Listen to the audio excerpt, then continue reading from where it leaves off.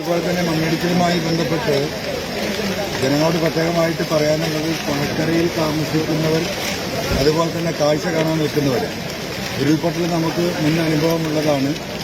നമ്മൾ നിൽക്കുന്ന പ്രദേശത്തേക്ക് ഒരു സെക്കൻഡ് കൊണ്ട് കിലോമീറ്റർ കണക്കിൽ വേഗതയിൽ വെള്ളം കുതിച്ചു കയറുന്ന ഒരവസ്ഥയുണ്ട്. അതുകൊണ്ട് കാലാവസ്ഥ വീണ്ടും മോശമാവുകയാണ്. ഉരുൾപൊട്ടലിൽ നമുക്ക് ഇനിയും പ്രതീക്ഷിക്കാം.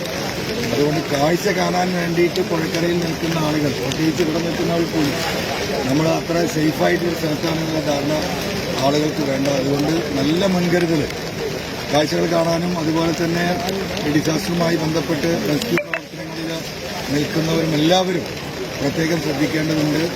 പുഴയോടനുബന്ധിച്ചും തോടുകളോടനുബന്ധിച്ചും നിൽക്കുന്ന ആളുകൾ മാറി താമസിക്കാൻ ആവശ്യപ്പെട്ടവർ നിർബന്ധമായും മാറി താമസിക്കേണ്ടതുണ്ട്. ഇന്നത്തെ വയനാട്ടിലെ ദുരന്തം തന്നെ വീണ്ടും നമുക്ക് പാഠമാണ്.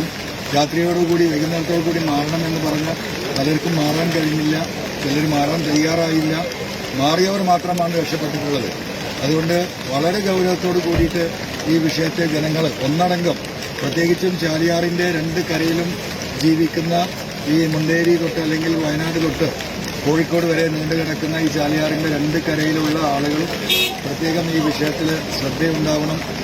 ഇപ്പോൾ ഏകദേശം 7ഓളം മനുഷ്യ ശരീരങ്ങൾ നമ്മുടെ നിലമ്പൂർ പ്രദേശത്ത് നിന്നും നമുക്ക് ലഭ്യമായി ആശുപത്രിയിലേക്ക് മാറ്റിയിരിക്കുകയാണ്.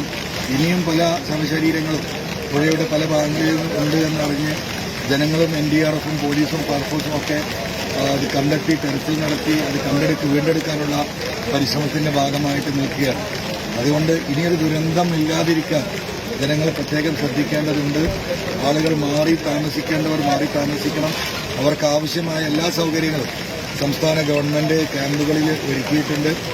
ക്യാമ്പുമായി ബന്ധപ്പെട്ട് ഇവിടെ ഹെൽത്ത് ഡിപ്പാർട്ട്മെന്റ് ഉൾപ്പെടെയുള്ള എല്ലാവരും എല്ലാ ഭാഗത്തും സജ്ജമാണ്. അതുകൊണ്ട് ക്യാമ്പുകളിലേക്ക് വരാൻ ആരും ദയവായി മടിക്കരുത് എന്നുകൂടി സ്നേഹപൂർവ്വം ഈ അവസരത്തിൽ അറിയിക്കുകയാണ്.